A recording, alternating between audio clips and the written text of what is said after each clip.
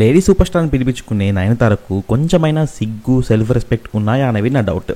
ఆ డౌట్ ఎందుకు వచ్చిందంటే రీసెంట్గా నయనతార ఒక మూవీ చేసింది. ఆ మూవీ పేరు Annapurni the goddess of food. నేను ఇంతకుముందు చెప్పినట్టు సిగ్గు సెల్ఫ్ రెస్పెక్ట్ లాంటి క్యారెక్టర్ ఉండే మనుషులు ఎవరు ఇలాంటి మూవీస్ ని చేయడానికి ఒప్పుకోరు. ఎందుకంటే ఈ మూవీ స్టోరీ విన్నాక చిన్న పిల్లలకు కూడా అర్థమవుతుంది ఇది ఒక ప్రాపగెండా మూవీ. ఇలాంటి మూవీ చేసిన తర్వాత హిందూస్ మనోభావాలు ముఖ్యంగా బ్రాహ్మిన్స్ మనోభావాలు దెబ్బతింటాయి, వాళ్ళు ఇబ్బంది పడతారని ఈజీగా అర్థమవుతుంది. బట్ స్టిల్ నయనతారకు బేస్ కింద 40 years ఉన్నాయి కానీ బ్రెయిన్ మాత్రం లేదని అర్థమవుతుంది. లేకపోతే ఇలాంటి స్టోరీ సెలెక్ట్ చేసుకోవడం కష్టం. ఇక మనకి ఈ మూవీ స్టోరీ గురించి అనవసరం కానీ మూవీలో కొన్ని కాంట్రవర్షియల్ సీన్స్ ఉన్నాయి, వాటి గురించి మాట్లాడుకుందాం. దానికన్నా ముందు ఈ మూవీలో నయనతార క్యారెక్టర్ ఏంటో తెలుసుకుందాం. ఈ మూవీలో నయనతార పేరు అన్నపూర్ణి అంటే goddess of food. Movie title కూడా అదే. తమిళనాడులోని శ్రీరంగంలో ఉండే విష్ణు టెంపుల్ చాలా ఫేమస్, మీ అందరికీ తెలిసే ఉంటుంది. ఈ విష్ణు టెంపుల్ లో దేవుడి కోసం నైవేద్యం అలాగే భక్తుల కోసం ప్రసాదం వండే హెడ్ షెఫ్ నయనతార ఫాదర్. అంతేకాదు అగ్రహారంలో అంటే వాళ్ళ ఏరియాలో నయనతార ఫాదర్ కు ఉండే రెస్పెక్ట్ చాలా ఎక్కువ. ఇలాంటి ప్రెస్టీజియస్ బ్రాహ్మణ్ ఫ్యామిలీలో పుట్టిన నయనతార మూవీలో ఒక పాయింట్ ఆఫ్ టైమ్ లో నాన్ వెజ్ ని కట్ చేయడమే కాదు కుక్ చేయాలనుకుంటది.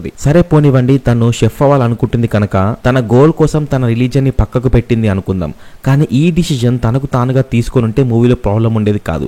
కానీ ఇక్కడే ఫరాన్ అనే ఒక క్యారెక్టర్ ఎంటర్ అవుతుంది. ఒకరోజు నయనతారకు వాళ్ళ క్లాస్ లో చికెన్ ని ఎలా కట్ చేయాలో చెప్తుంటారు, కానీ అది నాన్ వెజ్ కనుక నయనతార క్లాస్ నుంచి బయటకు వచ్చేస్తుంది. అప్పుడు ఫరాన్ కూడా క్లాస్ నుంచి బయటకు వచ్చి నయనతారని మోటివేట్ చేస్తాడు. అండ్ ఇదే మూవీలో one of the biggest controversial scene. నయనతారను మోటివేట్ చేయడానికి ఫరాన్ రామాయణంలోని ఒక శ్లోకాన్ని చదువుతాడు. ఆ శ్లోకం ఏంటో మీరే చూసేయండి. తౌ తత్ర హత్వా సదుర మహామిరికాన్ ఆదాయం ఏద్యాం ద్వారిదం బుపుక్షితౌ. వాల్మీకి రామాయణంలో చెప్పారు, వనవాసంలో ఆకలేసినప్పుడు రామలక్ష్మణులిద్దరూ 4 జంతువుల్ని వేటాడి సీతతో కలిసి భుజించారట. వాల్మీకి రామాయణంలోని అయోధ్య కాండలో ఈ విషయం ఉంది.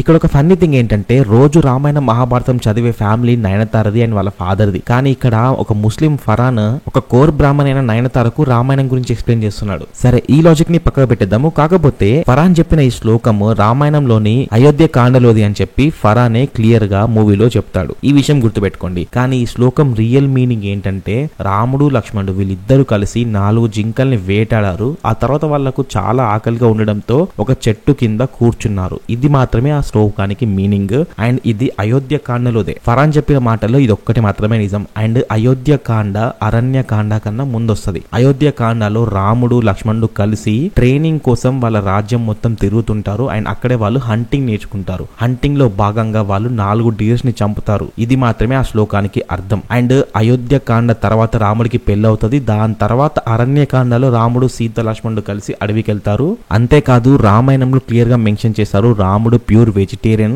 కనీసం చెట్ల మీద ఉన్న ఫ్రూట్స్ కూడా రాముడు కోసేవాడు కాదు, కింద పడ్డ ఫ్రూట్స్ మాత్రమే తినేవాడు. వాల్మీకి రామాయణంలో ఇది క్లియర్ గా మెన్షన్ చేశారు. అయితే ఈ సీన్ తర్వాత కూడా నయనతార నాన్ వెజ్ కుక్ చేయడానికి ఒప్పుకుంటుంది కానీ నాన్ వెజ్ తినదు. కాకపోతే నయనతార బిర్యానీ కుక్ చేసిన ప్రతిసారి ఇందులో ఏదో మిస్ అయింది అని ఫరాన్ చెప్తూ ఉంటాడు. కానీ ఏం మిస్ అయింది అనేది మాత్రం నయనతారకు అర్థం కాదు. సో నయనతార నాన్ వెజ్ తినాలని డిసైడ్ అవుతుంది. సో ఒక రోజు ఫరాన్ ఇంటికి వెళ్ళి వాళ్ళ అమ్మ చేసిన బిర్యానీ తింటది. అండ్ నయనతారకు ఆ బిర్యానీ చాలా బాగా నచ్చుతుంది. ఇక మూవీలో నెక్స్ట్ కాంట్రవర్షియల్ థింగ్ ఏంటంటే నయనతార అండ్ ఫ్రెండ్స్ మొత్తం 5 కలిసి ఒక నాన్ వెజ్ రెస్టారెంట్ కి వెళ్తారు. అక్కడ నయనతార ఫరాన్ అండ్ ఇంకొక వ్యక్తి 3 కలిసి బిర్యానీ ఆర్డర్ చేస్తారు. అండ్ ఆపోజిట్ లో కూర్చున్న ఇద్దరు మాత్రం వెజ్ పెరుగన్నం ఆర్డర్ చేస్తారు. ఎందుకంటే వాళ్ళిద్దరు అయ్యప్ప స్వామి మాలలో ఉంటారు. ఇక్కడ అన్నిటికన్నా ముందు పెద్ద తప్పు ఏంటంటే అయ్యప్ప స్వామి భిక్షలో లేదా వాళ్ళ ఇంట్లో తప్ప బయట అన్నం తినరు, ముఖ్యంగా రెస్టారెంట్స్ లో. కానీ ఇక్కడ ఒక నాన్ వెజ్ రెస్టారెంట్ కి వెళ్ళినట్టు చూపిస్తారు. అండ్ నయనతార ఫరాన్ తో కలిసి అదే టేబుల్ మీద ఏదైతే టేబుల్ మీద నాన్ వెజ్ ఉందో అదే టేబుల్ మీద కూర్చొని వాళ్ళు అన్నం తింటున్నట్టు చూపిస్తారు. అన్నిటికన్నా దరిద్రం ఏంటంటే వాళ్ళు నాన్ వెజ్ చూస్తూ సొల్లు కారుస్తున్నట్టు కూడా చూపిస్తారు. అసలు అయ్యప్ప స్వామి దీక్ష ఎంత కష్టంగా ఉంటుందో స్వామి మాల వేసుకున్న వాళ్ళకి మాత్రమే తెలుస్తుంది. కానీ దాన్ని వీళ్ళు ఇక్కడ కామెడీ చేసేసారు. ఇక ఈ మూవీలో నెక్స్ట్ కాంట్రవర్సీ అండ్ ఫైనల్ కాంట్రవర్సీలోకి ఎంటర్ అవుదాము. అదేంటంటే నయనతార ఈ మూవీలో ఒక కాంపిటీషన్ లోకి ఎంటర్ అవుతుంది. అండ్ అక్కడ గెలవడానికి ఫైనల్ గా బిర్యానీ కుక్ చేయాల్సి వస్తుంది. మీకు ముందుగా చెప్పాను కదా నయనతార ఎప్పుడు బిర్యానీ కుక్ చేసినా కూడా హీరో అందులో ఏదో మిస్ అయిందని హింట్ ఇస్తా ఉంటాడు. సో నయనతారకి ఈ మూవీలో బిర్యానీ కుక్ చేయడం సరిగ్గా రాదు. కానీ ఇక్కడే కాంట్రవర్సీ స్టార్ట్ అవుతుంది. ఈ మూవీలో నయనతార బిర్యానీ కుక్ చేయడానికి ముందు నమాజ్ చేస్తుంది. అది కూడా వాళ్ళ అమ్మ నాన్న అండ్ అగ్రహారం అగ్రహారంలో ఉన్న వాళ్ళు అందరూ లైవ్ చూస్తుండగా కట్ చేస్తే ఫ్లాష్ బ్యాక్. నయనతార ఫరాన్ వాళ్ళ ఇంట్లో వాళ్ళమ్మ చేసిన బిర్యానీ తిన్నప్పుడు మీరు ఇంత టేస్టీగా ఎలా వండుతున్నారా అంటే అని అడిగితే దానికి వాళ్ళమ్మ చెప్పే ఆన్సర్, నేను బిర్యానీ చేయడానికి ముందు నమాజ్ చేస్తానని చెప్తుంది. ఇక మీకు అర్థమయ్యే ఉంటది మూవీలో ఫరాన్ ఇండైరెక్ట్ గా నువ్వు బిర్యానీ కుక్ చేయడానికి ముందు నమాజ్ చేయట్లేదని చెప్తూ ఉంటాడు. అండ్ క్లైమాక్స్ లో నయనతార నమాజ్ చేసి బిర్యానీ కుక్ చేస్తుంది. అండ్ జడ్జెస్ కి ఆ బిర్యానీ చాలా బాగా నచ్చుతుంది. ఇప్పుడు మనం ఇక్కడ ఒక లాజిక్ మాట్లాడుకుందాము. నిజానికి బిర్యానీకి ఇస్లాం కి ఎలాంటి సంబంధం లేదు. సో బిర్యానీకి ముస్లిమ్స్ కి సంబంధం లేదు. బికాస్ బిర్యానీ అనేది ఒక పర్షియన్ డిష్, పర్షియన్స్ వాళ్ళు కనిపెట్టిన డిష్. కాకపోతే ఇండియాలోని హైదరాబాద్ లో ముస్లిమ్స్ ఎక్కువగా బిర్యానీ కుక్ చేస్తారు, ఎందుకంటే వాళ్ళు నాన్ వెజ్ బాగా కుక్ చేస్తారు కనుక. అండ్ ఈ లాజిక్ ని మూవీలో విలన్ జడ్జెస్ కి ఎక్స్ప్లెయిన్ చేస్తాడు, బిర్యానీ మనది కాదు పర్షియన్స్ది అని. అప్పుడు నయనతార తను చేసిన బిర్యానీ సర్వ్ చేసి, బిర్యానీకి ఏంటి సార్ కులం మతం ప్రాంతం, బిర్యానీ ఈజ్ అన్ ఎమోషన్ అంటది.